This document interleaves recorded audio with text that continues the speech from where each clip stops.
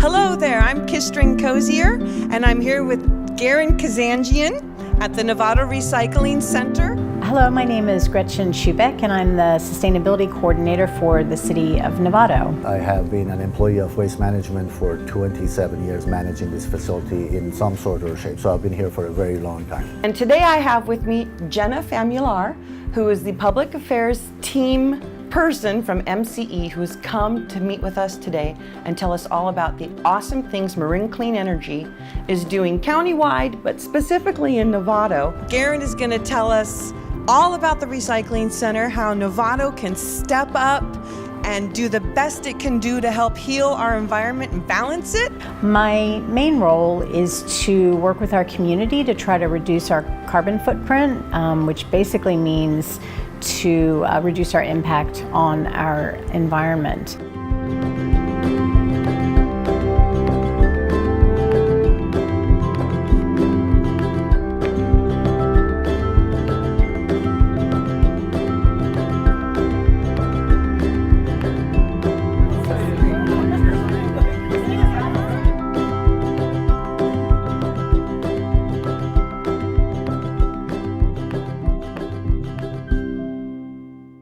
Welcome to today's program.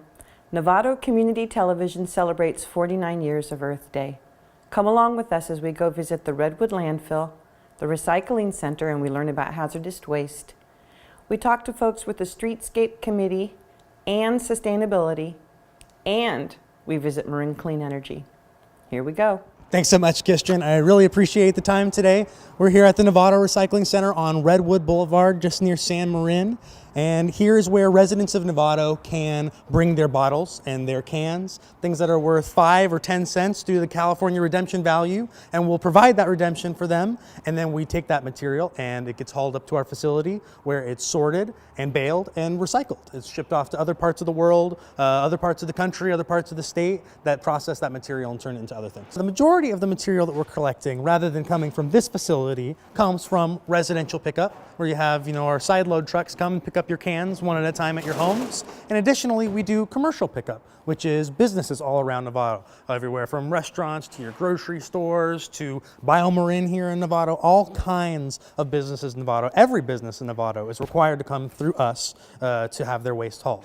And while most places do that in order to have their garbage hauled, we really try to focus Recology on recycling and on composting and on diversion. Because of the material that goes in the garbage goes straight to the landfill. It's not being sorted, it's not being looked at, it's literally just going into a big hole in the ground. A lot of that material can be used in a different way. It has value to it, like the 5 cents here. And that's what that 5 cents represents, is that there's value to this. And if you can give value to it to customers and to residents, they'll bring it in and they will redeem it for that value, just like we want to redeem it for the value that it has as paper or as metal or as glass, because it's recyclable and we can make more products out of it. Right. So Garen, tell us what's going on over here. So in addition to collecting bottles and cans and returning your 5 or 10 cents, we're also collecting hazardous and toxic waste here at the recycling facility to make sure that it doesn't get disposed of in the landfill. Certain materials can't even be disposed of in your garbage can, things like batteries, things like certain types of light bulbs that contain mercury, electronics, all kinds of other things that just cause problems in the garbage. They can't go in our regular recycling, and they definitely can't be composted, so they have to be specialty processed where the materials are taken apart, the bad parts of them are extracted and stored. They're usually taken to toxic waste landfills, and anything else that can be recycled about them are recycled. So here you're seeing different types of light bulbs, especially these fluorescent light bulbs here contain mercury. So it's really important that those get brought here or any other place that will take them back where you know that they're getting diverted instead of going to the landfill. I'm here with Dee Johnson. She's with the Novato Sanitary District, and she's going to tell us what she's doing with hazardous waste and anything else that we need to know, and we need to know it all. Okay, thank you, Kirsten. Yes, I'm Dee Johnson. I'm the Household Hazardous Waste and Solid Waste Program Coordinator for Novato Sanitary District. Novato Sanitary District, as Garen might have mentioned already, operates contracts with Recology to operate this recycling center and provide all the residents of Novato with their garbage, recycling, and food waste composting. My job is really twofold. I am the program coordinator for the Household Hazardous Waste Facility, And the Household Hazardous Waste Facility here in Novato, we've operated this facility since 2001, and we're open 4 days a month, and we accept all types of household hazardous waste, and we also accept electronics. And there are certain hazardous wastes that actually the recycling center's able to accept. It's because of legal requirements, they can accept what essentially are less hazardous wastes. Okay. So they're able to accept household batteries, all kinds of household batteries, alkalines, lithiums, NiCads. They're able to accept fluorescent tubes and compact fluorescents, the swirling ones. They also accept LEDs and halogens. They accept motor oil, oil filters, antifreeze, and latex paint. They don't accept oil-based paint, but they do accept latex paint. Okay, and they also run that cupboard that I learned about today, the reuse Right. area? So the reuse cabinet is something that we operate, not the recycling center. So the Household Hazardous Waste Facility operates the reuse cabinets. They're stocked every time we're here. So we're here on the first and third Sundays and Mondays. So any material that is brought into us that's still sold over the counter and that's more than half full, that's good, in good condition, we put out in the reuse cabinets, which you saw earlier, and people can come and take that material for free. And it's really a great benefit to people because a lot of these products are incredibly expensive, and so they can get them for free. I mean, there's everything from household cleaners to some pesticides to paints to spray paints, all kinds of things. Yeah, I think that's fantastic. When you buy that kind of product, it's usually for a project. You finish the project, you still have surplus left over. Precisely. So if the community wanted to bring that stuff in, they don't just walk up to that cabinet and put it in there. They do have not. To take it to They the have to bring it to counter. the Household Hazardous Waste Facility because we have to make the determination of whether or not we're able to put it out in the reuse cabinets. There's certain products that are obviously very old or they're not sold by retail any longer, so we don't put those products out. Now, the next thing I'm wondering about is what can you tell us that you're most proud of in your line of work? The results that we're getting in Novato, the things that we're doing fantastic, and what more can the community do to help foster the good work that's happening? Sure. So the Household Hazardous Waste Facility began, as I said, in 2001. We were probably averaging maybe 50 to 60 cars on a Sunday and maybe 40 cars on a Monday. Today we have between 150 to 175 cars on a Sunday and anywhere from 90 to 110 cars on a Monday. That's what I'm most proud of, that our participation has increased significantly, and that's really significant in the last 5 years. Obviously with that comes more waste. So we obviously have a lot more waste coming in, but that's a good thing to the degree that more people know where to come and more people know where to bring their waste. Right, and it's staying out of the landfills. Precisely. All right, I'm here with Miss Ella, and she has been up to something at the recycling center. What on earth you got going on here? I've got an empty bucket and a check for $29. Awesome! That is Reduce, Reuse, Recycle, folks. Thank you so much, Dee Johnson, for having us. And Garen Kazanjian, thank you so much for having us. It's been awesome taking the tour of the recycling center here in Novato. And I know that Garen wants to say a big shout out to Recology, as do we. Yeah, I just wanted to say how lucky we are here in Novato to have Recology. Recology's roots are really in recycling. Since they were founded, they really started in San Francisco as the original scavengers who were separating material that had value from material that didn't have value, and that's kind of what's evolved into our recycling today. So they really have them to thank in all of the investment they've done in recycling and technology, and really would encourage anybody to go and try to check out their facility up in Santa Rosa, down in San Francisco if you ever have a chance. They really care about the environment. They're doing more than just picking up the recycle. They're trying to make a cleaner planet for us. I love it. So this year, April 22nd, is the 49th anniversary of Earth Day. Next year will be a real big one on the 50th. Maybe we can go to San Francisco then. I'd love that. All right, we're out, Novato. See you next time.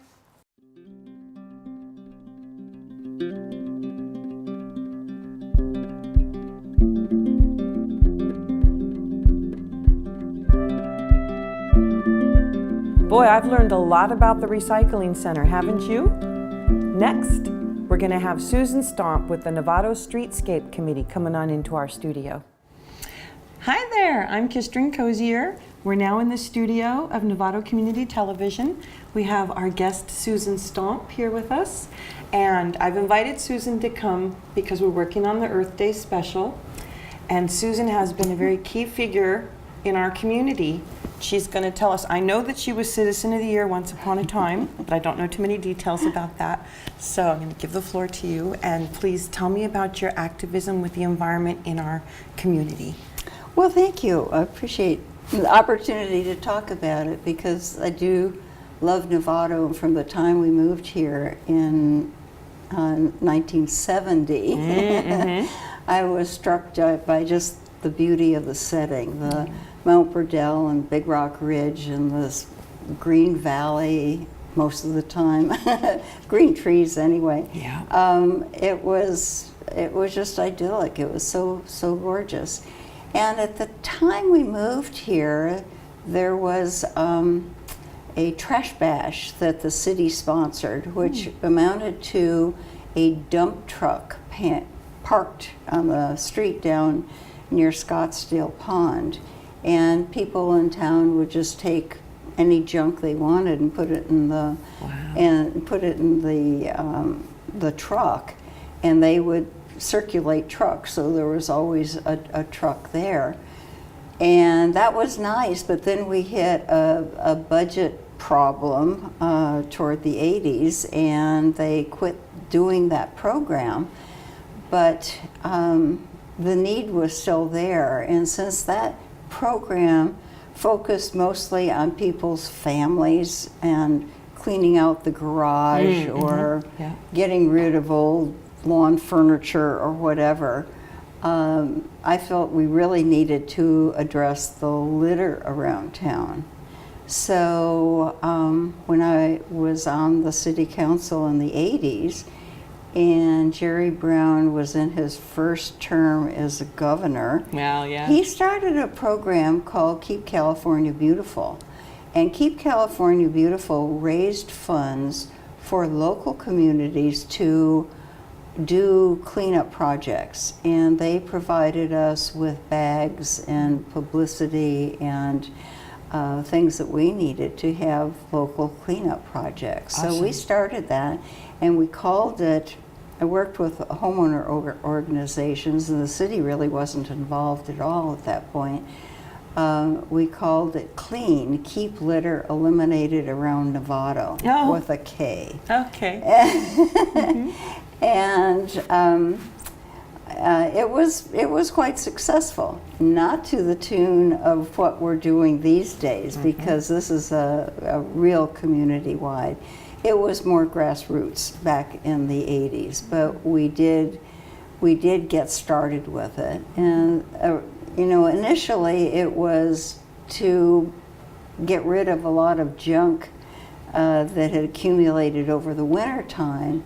And to get the community involved. I was particularly interested in having children realize that if you just drop a piece of paper, it damages the visibility of the community and the and the cleanliness of the community, but also it affects animals. Right, it doesn't disappear. It goes somewhere, and it ends up in places it shouldn't be. Right. So when I was no longer on the council, the program died for a few years, and then the city created a city-sanctioned committee called the Streetscape Committee. Initially, it was called the Streetscape Maintenance Coalition, because we were bringing together business and the environmental community and the homeowners association. We had a coalition of groups that were represented. Was this somewhere around the 90s? It was in the early, it was 94, I think, was the year they actually got it started. And I got on that committee, and our charge was to get people and businesses, individuals and businesses, to adopt a median island. because the first budget that gets cut in a city's budget is the maintenance department. And that, you know, in the ups and downs of city budgets, we were experiencing another downturn, and the maintenance budget was getting cut. And so we focused on getting businesses and individuals and organizations to adopt median islands to keep them clean. Some people even re-landscaped their islands, which was nice, and helped improve the appearance of the city.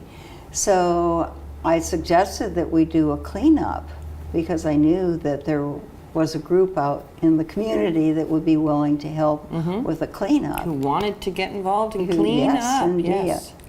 So we got that started. And initially it was just a small group of people that met in the parking lot of the Triangle shopping area. And people would sign in, and we'd give them bags and materials. At that time, the Keep California Beautiful program was still going on, so we could get some supplies from the state. Right. Okay. It has since gone by the wayside, and so we're entirely, self-sustained locally. So now, when people are coming for streetscape and stuff, do you guys put an ask to them to, like, can you bring some biodegradable bags from home, and how much do they pitch in? Yeah, some do. We haven't pressed on it heavily. Basically, there is no such thing as a recyclable plastic. It just doesn't break down. And they're not as sturdy as the other ones. And some of the bags get really heavy with things that are picked up along the streets and in creeks that we have in the community. But the participation has gone from 50 to 80 people to 300 people. Wow. And That's and the fantastic. city is fully behind it now, and gives a lot of support to the effort. With the committee of Streetscape had gotten some of the high schools involved. It's always challenging because the teachers and the students are continually rotating in the high school, so every year is a new year. And some of the high schools have done beautification projects, some have done plantings around.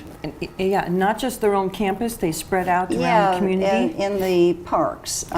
There was a San Marin group that did some planting around the Museum of the American Indian. Over there in Miwok Park. In Miwok Park, right. And so there's been a lot of group participation, a lot of school participation. Have other communities been reaching out to Novato with this project and others asking for best practices so we can share the wealth? Yes. Because we are doing such a good job? There is now a county group called Clean Marin, and they did look to Novato because we had such a long-standing program of having a cleanup. And the Streetscape Committee now has an additional effort, and that is on the first Saturday of each month. They go out and do a specific spot, and it's whoever can make it that day. And it's not heavily advertised, but amongst the people who have been doing cleanups with us, there will be a small group that will go out and clean up a specific site, like the entrance to the freeway at Roland or DeLong, So things like that. The first Saturday of each month? First Saturday of each month at 9 in the morning. Is there a website or somewhere? There is a website. To find out details, yes, it's a Streetscape website, or through the city's website. There is Novato.org, and then find the Streetscape link. Yeah. Okay. Right. Awesome. And so if you want more details, Novato.org, and then Google Streetscape or search Streetscape once you're in there. Yes, and the implications of trash collecting around the city is not just aesthetic. you know, it is environmental. And Well, it's keeping it out of the ocean. Look how close we are to the bay. Everything that goes in our creeks washes into the bay, and of course the bay goes into the ocean. Right. And since they have identified these gyres of tons of trash that collect out in the oceans, it is just imperative. And was a program that I attended where they had a dead, I think it was an albatross, but I'm not positive. It was some ocean-related bird that had died of starvation because it had eaten so much plastic that it had gotten from the ocean. And they feed it to their chicks. Yeah. And the chicks die of starvation. Right. It changes the whole ecosystem out of balance. It is tragic. It is so tragic. So whatever we can do, especially in Marin, where we have exposure to the ocean and the bay, just entirely around the county. We're so close to it. Yeah. Whenever I'm out walking my dog, I see a bottle cap, I pick it up. Because I know, part of me, it's a collective guilt from our species in a way. Yes. If I walk past that, I'm as bad as somebody just littering at Pier 39, where it's going to go right in the water. We are in it together. We are in it and we together. all have to do something. You know? Yes. And it really adds up to a lot. It does. If people each do something small. Yes. You know. And the Clean Marin program has gotten some encouragement, or it's more than encouragement. There are laws that have been passed by the state legislature that mandates that every community keep trash out of our creeks. And Clean Marin is the effort that the county is making to get together the streetscape people. There's a Clean Mill Valley group.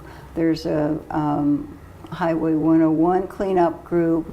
There's a very active group in San Rafael through their volunteer program that specializes in litter cleanups. Awesome. So they're trying to take those of us with experience and going out into other parts of the community to raise the awareness and get groups cooperating, share with that best effort. practices. Yeah. Has your organization worked with the Friends of the Novato Creek? Yes, we have. Yeah. The Friends of Novato Creek early on were working on developing the information for continual monitoring of the creek. So there was studies done on a lot of things related to Novato Creek, and I helped with that effort. And that is exciting to get some statistics that you can use to measure if there's an improvement or a decline in the quality of the water or the shade of the creek to keep it cool, and things like that. So at least we helped with the baseline on that at that time. Okay. In all of your environmentalism that you have done, and I thank you truly for that. Thank you. And it's from hearing you talk, I know that your practices have rubbed off to others, and it's like passing the torch, inspiring people and passing the torch to keep it going, keep it going. It's the direction we must go in to be a healed, balanced, healthy environment. In all of your activism, what has been your proudest moment? Or your top two, if there's a time. Yes, well, it's always inspiring when you're working with youth and you can see the light bulbs go off that this really does make a difference. It's not earth shaking, to go out and clean 100 yards along a creek or something like that, but it is one of those elements that is needed to make the whole better. That's right. And that is always fun and inspiring to work with with young people and encouraging them to realize that this is everybody's responsibility. Yeah, I know what you mean too, because when you're relating to a younger person about something you're passionate about and you see that light in their eyes, suddenly it's like, oh, not only do they get it, but now they have ideas and they're getting inspired themselves to be more active, and then that will rub off on somebody else and it just keeps going and going. Yes. Yeah. Yes. Well, I wanted to thank you so much for joining us today for Thank our you. conversation about Earth Day and what Novato has been doing right, its progress, and what our community can do if they want to get more involved. You can go to novato.org, look for Streetscape, come on down first Saturday of every month. You can contact Friends of Novato Creek and just pick up trash when you're walking your dog. It helps so much. It does. Thank you so much. Thank you. All right. Wasn't that great? Now let's head on down to Marin Clean Energy. And today I have with me Jenna Famular, who is the Public Affairs Team person from MCE who has come to meet with us today and tell us all about the awesome things Marin Clean Energy is doing countywide, but specifically in Novato. And I really want to know about the Cooley Solar Farm too. Yeah. So tell us the good news. Cooley Quarry is a really exciting project. It's one of 3 projects that we have up in Novato. This project was really exciting because for a long time we had wanted to offer our customers an opportunity to purchase locally sourced renewable energy. So since we started, we've had our deep green service option available, which is approximately $4 more a month for the average residential customer. It's very cost effective. It's all California wind and solar resources. So it's a great way to promote green energy in California and the renewable energy economy and all those good things. Yeah, that's what we use. We're on the deep green. Yeah, great. It's a really great program. It's super cost effective. And the really cool thing about it is that half of the premium you pay goes towards local projects. So you're helping develop the local economy as well. Investing in it and helping progress. But that's why Cooley Quarry is really exciting, is that program goes towards our local SOL service option. So it's also 100% renewable, but it's 100% locally sourced solar.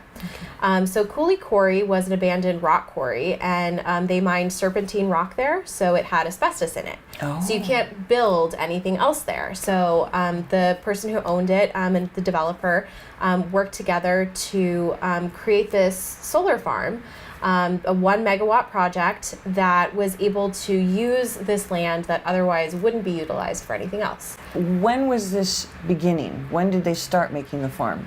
A long time ago. Over 10 years? Yeah, not 10 years, Okay. but I would say we started the idea of this service option back in 2012. Okay. So the Cooley Quarry project was a long time in coming, and then in 2016, the project came online and we launched our local SOL service. So customers could finally officially enroll in local SOL and have their energy come from Cooley Quarry. So we have approximately 300 spaces in that program, and we have a number of customers who have chosen to participate, approximately 200, maybe a little bit over that. Okay. And we're really excited because Tamalpais Community Services District actually has decided to use that as their primary source Nice. for electricity. But when you get to the 300 customers, though, then there's no more room in local SOL? We have a little bit of flexibility because it's based on how much electricity you use. Oh, okay. But after that, so if we get full subscription in the program, we start looking at what's next. Okay. So we have other projects of this type around our service area, and we have some out in Contra Costa. So we're thinking we might maybe add one of those projects so that folks in Contra Costa have that same opportunity to be local the way that Marin folks do. Right. I love it. Now, what are the other 2? You started saying there were 3 projects. Yes. So what are the other 2? So the Cooley Quarry project is one. That's a 1 megawatt project. There's also the Redwood Landfill project that we did together with Waste Management. Okay. And that project is a landfill gas to energy project, which is really cool. Okay. It means that the landfill gas that accumulates in every landfill, normally that gets piped through and then it gets flared, it gets burned off. So when you put an energy generation facility on there, you give it the opportunity to be used for energy generation. Right, why not? Yes. Of course. So that's a really cool project. We had a ribbon cutting for that a couple years back, and serves approximately 5,000 homes, and about half the gas from that facility is going into the generation. That's awesome. So it's our first local based project like that, but we're hoping that there will be many more. It's a really cool source of energy because it's renewable, it's cleaner. You're also reducing emissions that would normally be emitted from the flaring of the gas. Of course, right. Yeah, and it's 24/7. Right. So unlike solar, which is only working when the sun is shining and when the wind is blowing, this is all the time renewable. So it's really great. Now, did MCE get that idea from other communities who have been tapping into the off gases, so to speak, from things breaking down in their landfills? Landfill waste to gas is something that occurs all over the country and in other countries. And so it's something that we've known about for a while. And MCE's feed-in tariff program offers the opportunity for local projects like this to be built. So that's what Cooley Quarry is through this incentivized program that allows local developers an edge because the cost of land in the Bay Area is so high. Right. It costs a little bit more to get those projects running. So Redwood Landfill Waste Management already has a couple facilities in the country that do this landfill gas to energy. Okay, so we've seen it working. Yeah, yeah. And there's other places around the state where they have that. We have a couple other larger scale contracts for that as well. But yeah, this was sort of long time in coming. MCE is really in a unique position to foster these types of opportunities where, such a small project, it might be harder for them to get a contract with a larger utility because they need much more energy. So for us, it's a really big focus on local energy and making these opportunities available. So it's a little bit more flexible with our local community, which is kind of the role that we're here to play, is figure out what our community's needs are and meet them as best we can. And meet the community's needs and trailblaze for the rest of society, so we can all start doing this. It's a win-win to get into any landfill that has these off gases. Why let it go? Why burn it? Yes. Yeah. And then what's the third? The third is the Buck Institute on Aging. Yeah. So they have a solar carport structure up there, and we purchase the energy from that. Oh, really? Oh, okay. Do you by chance know percentages or guesstimations on how much energy is coming from the Buck and how much is coming from the Cooley Quarry? I don't know. Each of those projects, I think, is 1 megawatt. With Cooley Quarry, I said it was about 300 customers, so somewhere around there. But each of these projects is really exciting because it's that opportunity for local workforce, local jobs, local power. So there's a lot of benefits to that, and the more of these smaller projects we can build, they start to make up a pretty big chunk of things. Absolutely. I think it's the way of the future. Just a little bit from each place we can get it from, as long as it's all green and reusable, renewable. It's the way that we'll be able to live in balance and heal the environment. Yeah. Now, do you guys ever purchase overflow solar from the school district with their panels? Yeah? So we have what's called a net energy metering program. So any solar customer in California, when they get their solar on their facility, they generally want to use that power to power their own facilities. So then they're enrolled in this program through PG&E that we offer as well. And the program that we offer pays customers retail plus a penny per kilowatt hour for their excess generation. Nice. So it's a little bit different than PG&E's program, which just pays retail. And then at the end of the year, which for us is in April, we offer a cash out to those customers who meet the qualifications for it. So it's a pretty cool program. We do see school districts generally getting a lot of benefit out of it because they have those solar panels running and their facilities might not be operating so much during the summer. Exactly. It's only during the daytime. Right. So they do have a lot of excess solar production, and we've seen it be pretty helpful, either in terms of really lowering their bills or even maybe getting a check at the end of the year. Oh, that's awesome. I can't speak directly to Novato School District, but it's a really cool program. Yeah, I love it. Yeah. That's awesome. Well, I want to thank you so much. Now, Can you tell me, in your work with Marin Clean Energy, what you are most proud of? Yeah. I'm really proud of the fact that I get to come to work every day and make a difference. The work that I was doing before was education work, and every person that you interact with, you really want to change their mind and convince them that this is something that they want to be a part of and make them feel empowered. And that's what I do here at MCE is I help people feel empowered. I give them really tangible options. You can choose our basic service, which is a minimum of 50% renewable. You can choose our 100% renewable California option, and then you can choose 100% renewable local.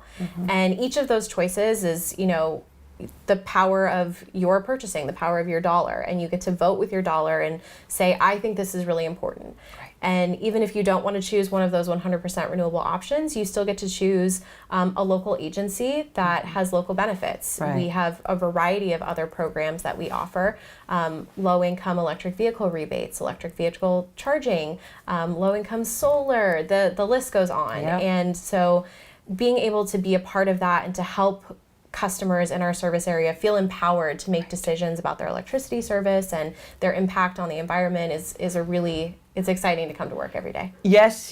Oh, I can imagine. I would be thrilled doing what you do. It's so fascinating. And we are all in this together. So folks, if you can do a little bit or a lot, it helps so much.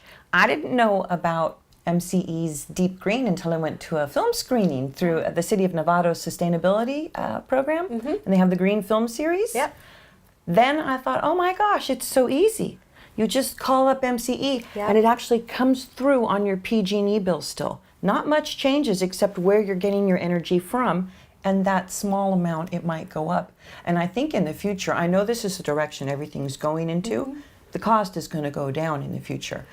Yeah. It just has to. Just like when VCRs first came on the market, they were so expensive, and then kids are like, what is that? It just goes so quickly. We change. Yeah. So, yeah. And Deep Green's super cost effective. Like I said earlier, it's about $4 more a month for the average customer.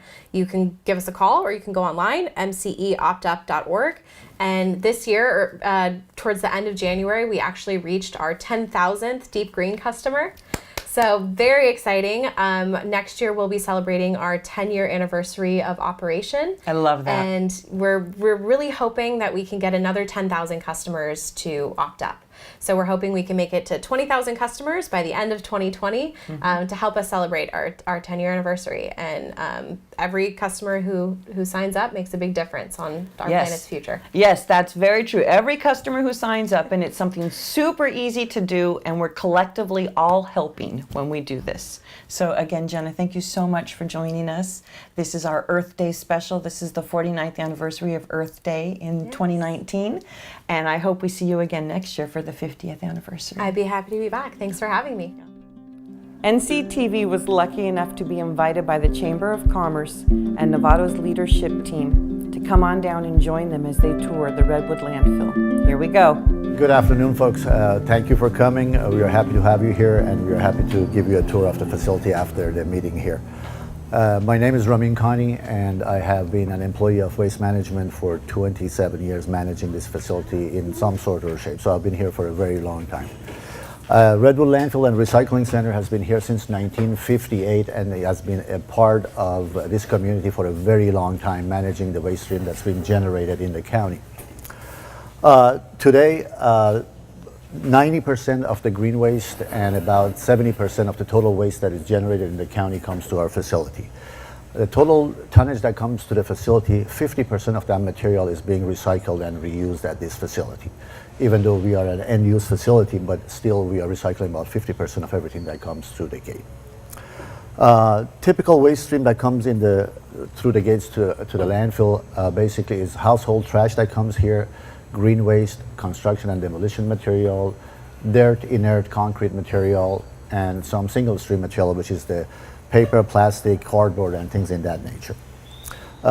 Your municipal waste that comes into the landfill gets obviously disposed and gets buried. 90% of the green waste that comes through the gate, it gets recycled here and composted at our new facility, which is called CASP, which Alicia will talk about it in detail. Our C&D material that comes through the gate gets collected here and then transferred to another facility for recycling. today that material is going to Marine Sanitary Service down in San Rafael. Our next program, we are building a material recovery facility at the facility here, which would be operational by spring of next year if all goes well and construction and the weather allows us. So at that point, all that material will be recycled at this facility and will be here.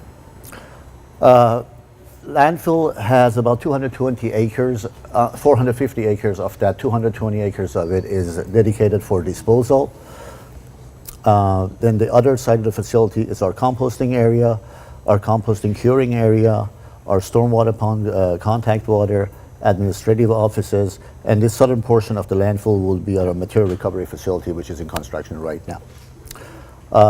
The highlights of the landfill, obviously, back in 2014, we switched from the windrow process to a CASP process, allowing us to triple the throughput of the green waste that's been generated out there.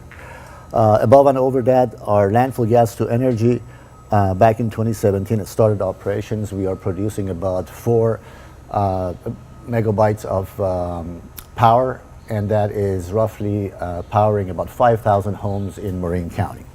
The good thing about our landfill gas to energy program is that it is not dependent on new trash. It is utilizing the old trash that has been in the landfill and utilizes that source of energy to fuel our engines and produce power for the town of Novato and other cities in the Marin County. We are partners with Marine Clean Energy. We sell our energy to them and then they distribute that to you guys. Above and over that, we have donated about 180 acres of the facility that we had in the property that we own to Marine Audubon Society, and they turned it back into wetlands, and they're operating that facility in partnership with us. Hi, my name is Alicia McCutcheon, and my title is actually technical manager, but I manage the compost facility here, and I'll use the laser pointer. This is the main compost facility. As Ramin said, in 2014, we went from doing windrow composting, which is where you just lay out the chipped green waste in big rows. You turn it every 3 days, and it is uncontrolled emissions. So we were doing 170 tons a day of green waste inbound for composting windrow style. We were able to triple our throughput and reduce our emissions by 50% by going to covered aerated static piles or CASPs. We have 34 covered aerated static pile bays right here on this 7-acre asphalt pad. When we were getting our environmental impact assessment of this operation, the waste discharge requirements, the state waste discharge requirements, the water permit that you get for composting was still in its draft stage. So our facility it is over and above that permit. The permit says that you have to protect groundwater by having a pad that is 10 to the -6 permeable, but ours is clay lined and then asphalt over that, so it's pretty much impermeable. And then we have a pond here where any stormwater that contacts this asphalt pad, it runs to this corner, and then the water is pumped into this contact water pond, and it is not released. So it's used back on the compost as quench water. And then here, this is all curing. I'll explain what curing is in a little bit. This is all curing compost, and this is all curing compost. So what happens is a garbage truck filled with green waste and usually mixed with residential food waste comes into the gate, and it tips here. So it ejects its load right here. There's normally a grinder right here, and we grind it into 6-inch pieces. Those 6-inch pieces during the summer are put in the back of the pad here, and they are sprayed with water, moisture conditioned or quenched. We get it up to 60% moisture, and we use only recycled water. our environmental impact report didn't allow us to use potable water. So we use this recycled rainwater, and then this is also our rainwater impoundment. So we pump all of that to bring the feedstock up to 60% moisture, and then we put about 900 cubic yards of it in these bays. So 900 cubic yards ends up being about 600 of fresh feedstock, and then when we say cover, we cover it with finished compost, unscreened finished compost. And because it's cured and has aged properly, it has lots of happy bugs in it, and those bugs are what eat basically the emissions and allow us to reduce our emissions. So once under each of these piles are 5 aeration pipes, and in the back here is our 3 big blowers, and I think you can see that. Hey, Alicia, I have a question about the bugs eating the Yeah, bacteria. They often sell on, Amazon that you could buy a compost box with bugs. Is that what you're doing at home? Yeah, no matter if you're doing the hot composting that we do here, or if you're doing ambient composting at home, wherever you're doing it, it's the bacteria that are doing your job for you. The primary decomposers are bacteria.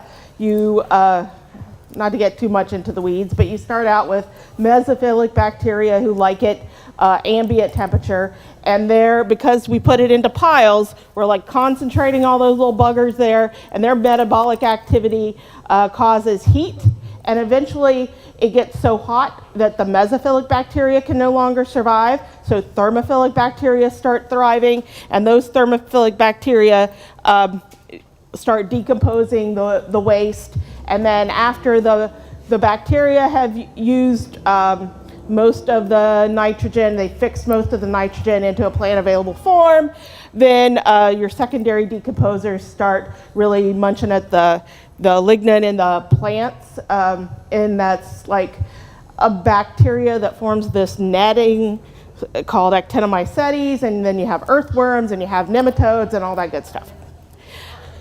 So after, here are the big blowers, and then here is a computer system, and this computer system controls the valves, and I get real-time temperature data from these wireless temperature probes that take temperature of the pile halfway down the pile and a quarter way down the pile. These piles have to be kept at above 131 degrees Fahrenheit for at least 72 hours. And that will kill your pathogenic bacteria, it'll inactivate weed seeds, and it'll start to break down anything that's phytotoxic, like your weed killers and things like that.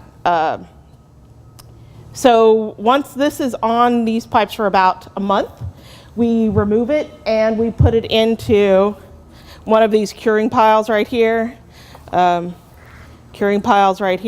it stays there for 4 or 5 months. After that, we take samples, we send it to a third-party lab. The third-party lab is certified by the U.S. Composting Council, which we're members of the U.S. Composting Council, and we also we carry the U.S. Composting Council seal of testing assurance. So we test it at a certified lab. They test for all the California regulatory requirements, which is heavy metals and contamination from plastics and metal and glass. And they also test for fecal coliform and salmonella. Then if it comes back and it passes and it looks good, also they test for markers like stability and maturity and NPK and all those great things that you want to know for your garden. And because we are members of U.S. Composting Council seal of testing assurance, you as a consumer can ask for those results at any time, and we have to give them to you. So if that looks good, then we will screen the material to 3/8 inch, and we will put it up for sale. The chunky stuff that is left over, it is heavily contaminated with petroleum plastics, and we can't sell it. There's really no higher use for it, so it really is important for what you put into your green can.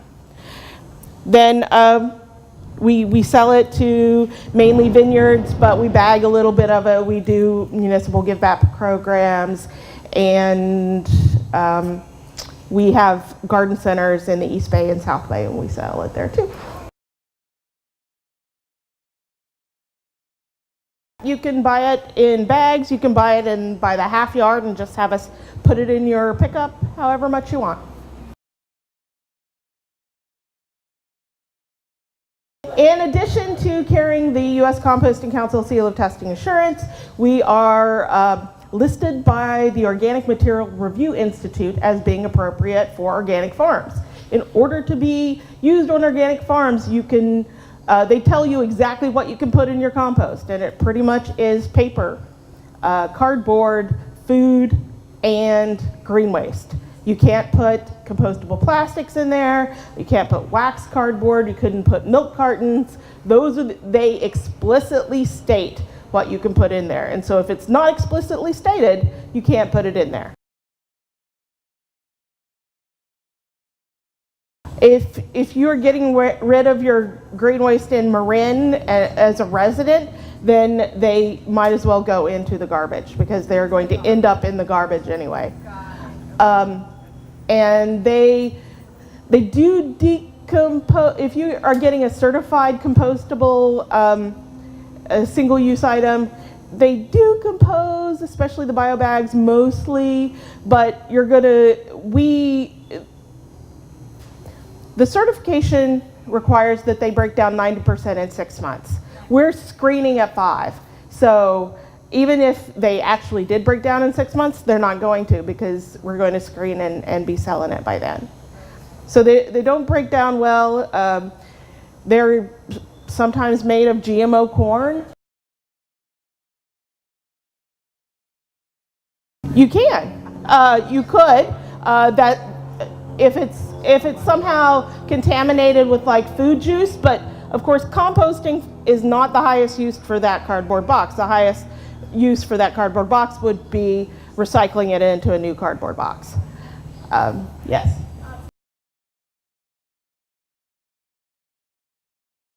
There are two types of water that landfill generates. One is called leachate and one is surface water, rainwater basically. The rainwater hits the top of the dirt basically.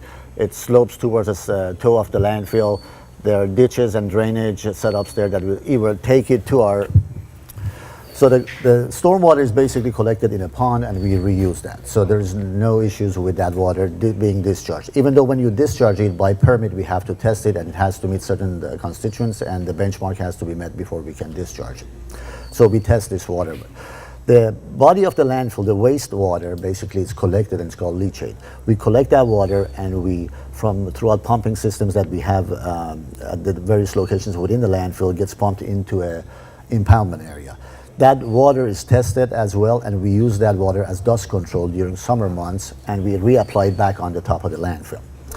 Landfill is surrounded by a leachate collection system, which is a trench that is wrapped around the facility, and all the water that comes within the waste body of the waste and is gathered goes down towards a permeable layer into this trench. There are pump station and sumps in that trench, and we pump that and we collect it in our pond. So at no given time, the leachate is leaving that facility. A portion of it is geosynthetically lined. The balance of it is lined with clay material, with a non-permeable material. I have never done the permitting work for a new landfill. I can't imagine doing an EIR for a new landfill. That would take, just getting our 2% expansion took 10 years. Yeah, so a new landfill, the best thing of course is to get to zero waste. As you decrease the amount of waste you're putting in the landfill, you are extending its life.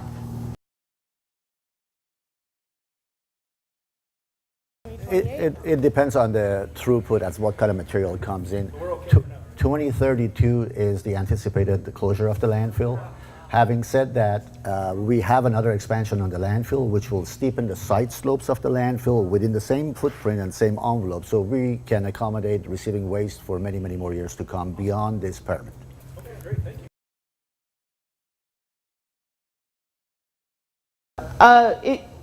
It continues to decompose until it's inert. Landfills have to be managed even after closure by the company that owns them for at least 30 years, and then after 30 years it's assessed by every regulatory agency as to do you still have to manage it. The Oyster Bay Park in San Leandro is a closed landfill owned by Waste Management. It closed in 1978 and we are still managing it. We still get leachate, we still get a little bit of gas. It's not yet inert.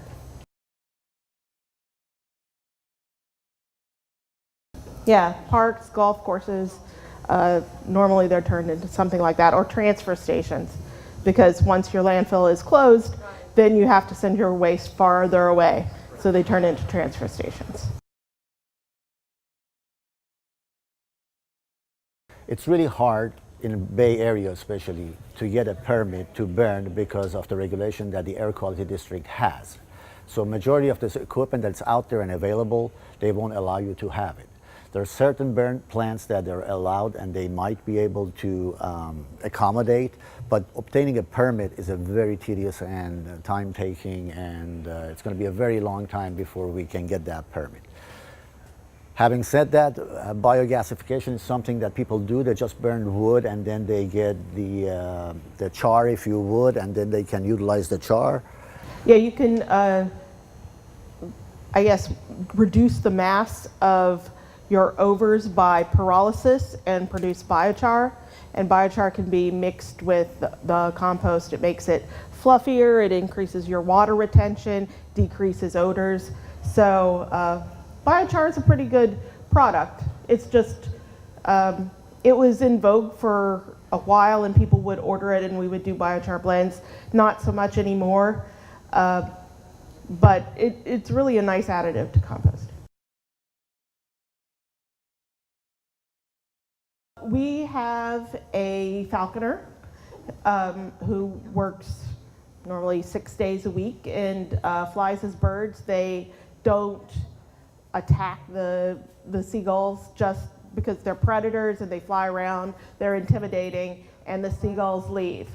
But they don't necessarily go far. They go and sit over in the cow pasture, and that's why you have to do it over and over again. And they know, they're smart birds. They know the truck that the falconer has. So there's like a little window before cover is finished and the falconer leaves. They'll all come. About 15 minutes, they know. Free food. Yeah, we spend about $150,000 every year in paying the falconer and the pyrotechnic that we use, which is our bird bombs that we shoot at them. You know, but they won't go away. So coming up on your left is our scale house.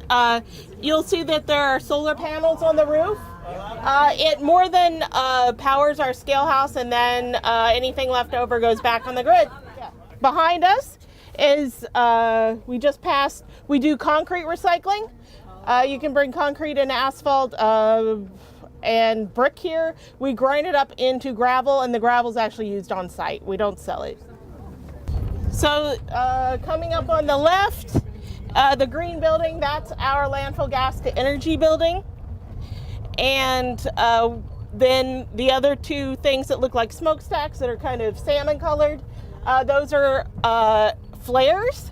We produce almost 3,000 cubic feet a minute of landfill gas. It's about half CO2 and half methane. And then the landfill gas to energy plant uses more than half of that, and then about 3/4 of that, and then the rest has to be flared off. We had plenty of landfill gas for 2 engines, not quite enough for 3. Right now we are at elevation 70. The bottom of the landfill is at -5. So from the sea level you're at -5 going down. So right now the highest elevation of the landfill is about 70 feet. So from the top right now to the bottom at the center of the landfill is about 75 feet. On the left side of the landfill, this is the area that we call Area G, and this is where we had to put the fire debris from all of the Sonoma fires. We had to put it in a lined cell, and this is why it's so much higher than the rest of the landfill. All of this is fire debris. We are permitted for 1,290, isn't it, tons per day of garbage, and we were taking twice that so that we could accommodate the fire debris, and we had a special authority to do that from the water board and Cal Recycle. On the right is construction and demolition debris, and we do it here on top of the landfill and transfer it down to San Rafael in tractor trailers. But soon it would be moved down to our new material recovery facility. At the material recovery facility in San Leandro, they once found like uncut bills, probably counterfeit, so they had to call like the police, and the police called the FBI, and they took that away. Yeah. Wow, that was quite the trek. Let's go back into the studio now and talk to Gretchen Schubeck with Novato Sustainability Program. Hello, my name is Gretchen Schubeck, and I'm the Sustainability Coordinator for the City of Novato. My main role is to work with our community to try to reduce our carbon footprint, which basically means to reduce our impact on our environment. And we have a climate action plan that was adopted in 2009, and the main part of my role is to help implement that in partnership with our community. So in the budget process for 2017, the City Council of Novato made moving forward on sustainability a priority, and they decided to set aside funding to hire a full-time permanent sustainability coordinator. And it was really putting a stake in the ground to say that sustainability and reducing our climate impacts was a priority for the city. And I was fortunate enough to be hired for that position, and I have to say it's my dream job. So our climate action plan lays out some very specific targets to reduce greenhouse gas emissions by the year 2035. And we're really fortunate to have been able to reach the targets that were set for 2020. The challenge now is to reduce our impacts by 40% by 2035, and so that's going to take a really heavy push from our community, from businesses to schools to residents, as well as our city operations. Our biggest area of greenhouse gas emissions is transportation. And while we know that the city can help to influence people's behaviors, it's really a personal decision, and so we're encouraging people to take more public transportation, to carpool to school, to maybe work from home one day a week. So the city is really committed to facilitating the use of alternative transportation whenever we can, because our largest emitter of greenhouse gases as a community is transportation. And so the city will be working with SMART to bring a new train station online in the downtown area. That'll be happening, I believe, later this year in 2019. We've been really pleased with the SMART ridership from Novato in the existing 2 stations. And we're also encouraging more people to ride bicycles. And so we've got a pretty extensive network of cycle lanes throughout the city. And then of course we have the fancy new bus depot in downtown Novato. Perhaps one of the easiest ways that people can reduce their transportation impact is by looking at ride sharing and carpooling. And what we know is that we have 7,500-ish students in Novato. And anybody who drives around a school during morning drop-off or pickup can see the impact of all those cars around schools. And so we're really encouraging parents to look at carpooling. I carpool with my neighbor around the corner, and what it means is that 2 days a week I get to stay in my pajamas for an extra half hour and finish my coffee, and my daughter gets to ride to school with her BFF. So we're really working with the school district to try to come up with some strategies to reduce the impact of vehicles around schools. So the Green Film Series launched in January of 2018, and we showed, the first film that we showed was Happening, a Clean Energy Revolution, which was produced and directed by Marin resident Jamie Redford.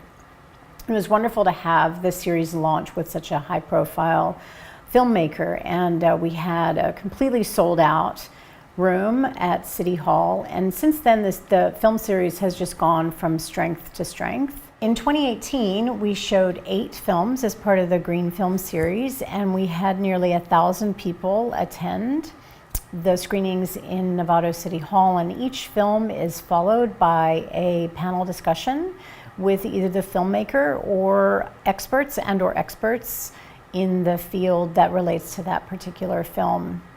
And the Green Film Series has been a really great way to introduce people to sustainability concepts where they might not have been so engaged before. And so what we're hoping is that it opens the door and opens people's eyes to actions that they can take as individuals living in Novato.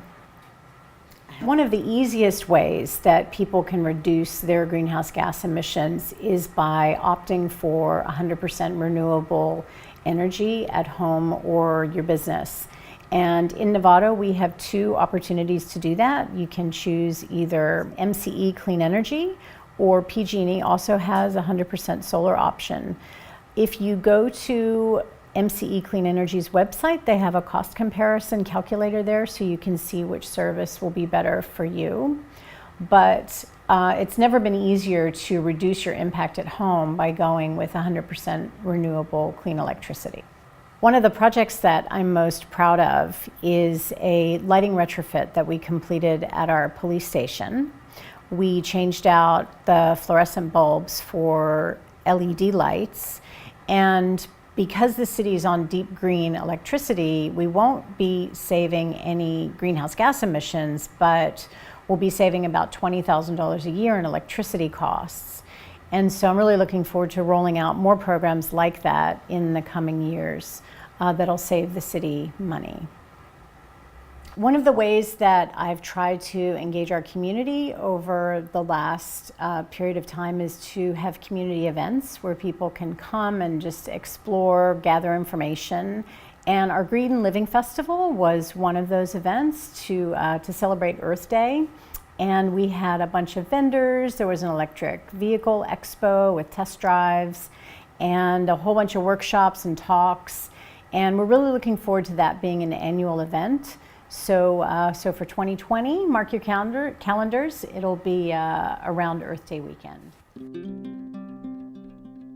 Thanks everybody for watching. We so much appreciated everybody involved who had us out to their sites and who came into our studio. We hope that all the viewers in Novato have been inspired to reach out to one of these stakeholders that we've been talking about, get a little more involved, and collectively we can all heal and balance our environment. Thank you so much. Have an awesome Earth Day.